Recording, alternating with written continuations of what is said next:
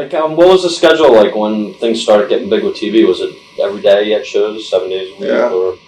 Yeah, wrestling. That's when wrestling quit being fun, to tell the truth. Was when Dave died in '84. Me, Dave, and Kerry had been wrestling, and we'd been wrestling one town a night. Mm-hmm. We were running 3 shows a day. And when Dave died, Kerry or me had to wrestle twice a day. Right. And so we trade that off. Then Kerry has this motorcycle wreck where his foot is torn off. And Mike isn't drawing really yet, so I'm having to work 3 shows a day. Mm-hmm. And I'm having to pay the boys. I'm having to keep the lights on, keep the water machine filled up, keep the insurance You were running everything? Yeah, I was going to pieces, man.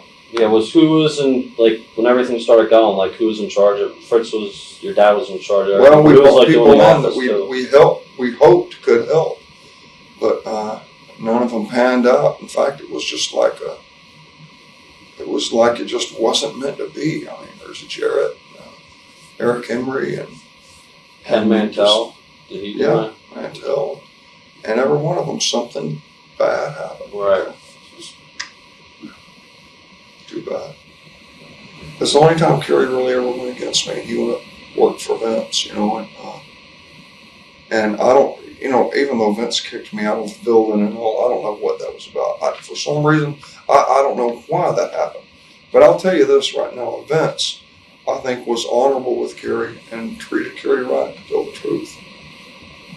I don't have any bad feelings during that time about Vince.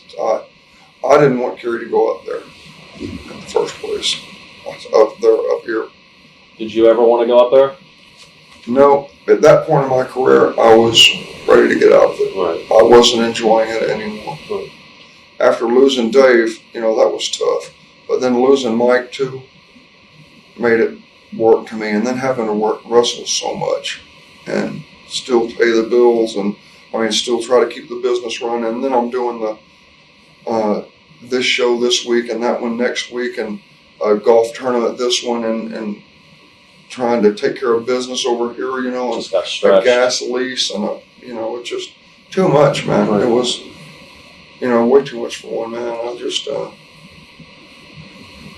was just like a hamster in one of those wheels, Going back to Kerry with his foot, like how much did anybody know that because I think it was a long time before it came out. I think in AWA, that's when somebody pulled off the boot, Colonel De Beers, I think. Yeah. Everybody's like, but did I anybody... just know this from reading it in a magazine. Right. Did any of the boys know that he had a prosthesis when they were wrestling? Or No, Kerry hit it. Kerry hit it so much. See, Kerry and I used to love to get those big old hot baths down there in Japan, Mm-hmm. So we went on a tour, and he couldn't take his leg off, Couldn't get in there with that fake leg on. Right. So that was too bad. Terrible. So we'd wait for all the boys to get on the bus and try to jump in there real fast, before anybody could see. One night, though, we're at the Caribbean, and we're out in in one of those islands, St. Martin or Tortola or Anguilla, somewhere out there. And Kerry and I used to like to swim at night, after say midnight, 1 o'clock, where everybody would go to bed, we'd go swim, So that way he could go out. We always been night diving. Well, when you dive at night, the fish freeze for you, and there's a lot of octopus, and they don't come out in the daytime, So Octopus? Octopus is the nighttime fish. But anyway, so Kerry and I used to do that at night, and plus he couldn't swim in the daylight because the wrestlers would see him, Right. So he's got his fake leg on, so he looks around, and the waves don't break as good at night, They're Right. more surf during the day. So he takes his leg off and he's laid it down, kind of beyond the breakers, and we go on out, walk on out, way out in the deep water, we're swimming, So we come in, we can't find his leg. And so here comes a security guard with a flashlight, and it's like, oh shit, So finally, there's a leg. So it's kind of getting washed out to sea. So Kerry sticks his foot down in it, but there's so much sand in it, he can't get the suction. So I'm trying to hold one side of his leg, but act like I'm helping him because we both had a few drinks too, Right. So we're a little drunk. And so I've got my arm around him, and he's got his arm around me, and we're laughing like hell. And so I'm holding one of his sides of his leg on, and he's holding the other one. And we're falling down, you know, but trying to hold that leg on so that it won't fall off in front of that security guard. And so the security guard shines his, so we finally fall in the sand, you know, and we're laughing like hell. We're just laughing so hard we can't stand up anymore. We hit on the ground and his foot is twisted all the way around backwards. And we look at that security guard's light go down to Kerry's foot and right back to Kerry's face, and Kerry goes,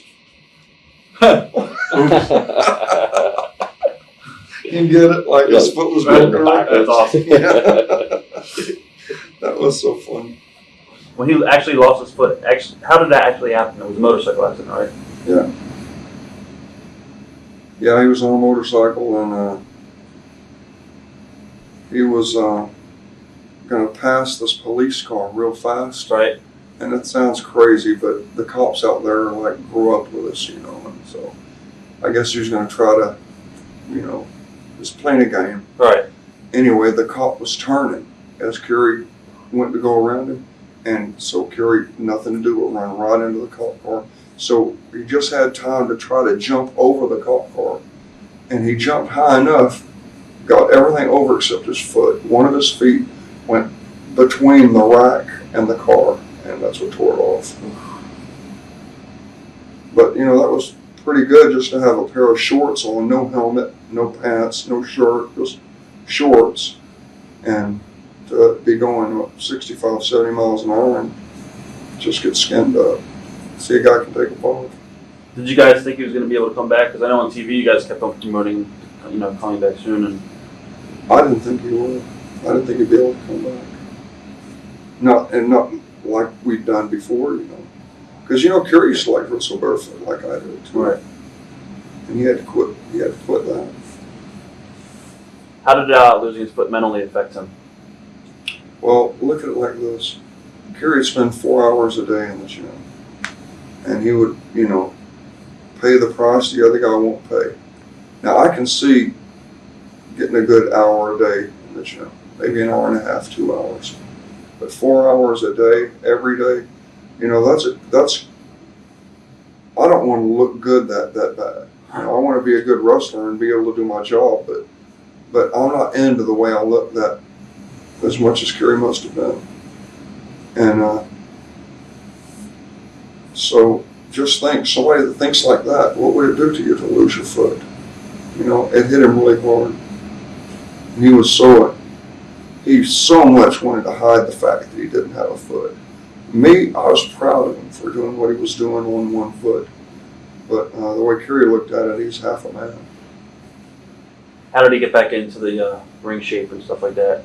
What process did he go through? Just the same old Kerry, the way he did things, 100%. He just kept trying, kept getting in there, and kept hitting it. He didn't give himself one bit of a break. When did you actually think it would leak out that he actually had a fake foot? I didn't think it'd ever leak out. I thought he was doing so good, he'd cover it up forever. Did you know how big his drug problem was? To who? Did you realize that Kerry had a Who's bit? Kerry. You know, I was never that good at spotting that. My dad could spot it, and Pam says she could spot it, but I was terrible at that. I remember, I say that, I'd see Kerry sometimes and he wouldn't look right. And I remember when he'd do cocaine, he'd have a look in his eye like a wolf or something, like wild. Wild. He'd have a wild look in his eye. And so I noticed that look. But as far as, but you know, Kerry wasn't addicted to any one drug. Kerry just liked to do drugs. Right. You know, it wasn't like he was an addict. He just, you know, I guess the reason I couldn't really spot when he was doing it is because it'd be different symptoms every time. It'd be a different drug every time, I guess, you know. Do you think a lot of that could have been attributed to his foot and everything? Yeah. He got into the painkillers when he had the foot. You know, they did all that 15 hours of surgery, 25 hours of surgery. And then he got up out of the bed to walk and get a cheeseburger and crushed it all up, and they just had to cut it off after that. Oh. When Kerry worked, I guess it was Brian Adidas. It was Thanksgiving's return match. Is it true that they had to give him a lot of Novocaine before his match to go out there and perform? Novocaine? Yeah. Novocaine's for dead in the mouth. Like for, you mean in his foot? Yeah. They didn't give him Novocaine at all. Kerry, when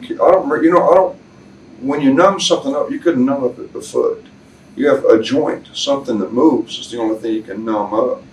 You can't just, Right. that stuff all it does is numb, He didn't have any kind of numbing stuff in him. When he wrestled Brian I Adidas, think, yeah. His first match back. I'm sure he didn't have anything like that. Kerry, if he would have been using lidocaine or Marcaine or Zolicaine, it would have been to numb a joint, like if your knee's out, your shoulders out, your neck, I even had it in my heel one time for a stone bruise. We're wrestling in Texas Stadium, and I got a big show with Kabuki and Dragon that night. But that day, I'm supposed to play in the Wednesday Shallow Golf Tournaments, real big down in Dallas. Well, I've got a stone bruise on my heel. It's so bad I can't even walk. I can't put my weight on it at all, and I'm limping like crazy. And Dad said, if you get out there and they shoot they shoot you walking like that, people are going to wonder how you're going to wrestle. And so I had to go to the doc and have him put that needle right in my heel, right just below that bone. And I said, how bad is it going to be, Doc? He said, about like stepping on a nail, real slow. And boy, was he right. It was just right in there. And you know what? It didn't work either. No. I still limped. Man, I was mad. Because you get something like that, you at least expect 3 days of because that stuff lasts about 3 days. Right. Where it just doesn't hurt. Right. Then when it does hurt, when it does come back, your body's kind of started to heal a little. Right. So it's good stuff.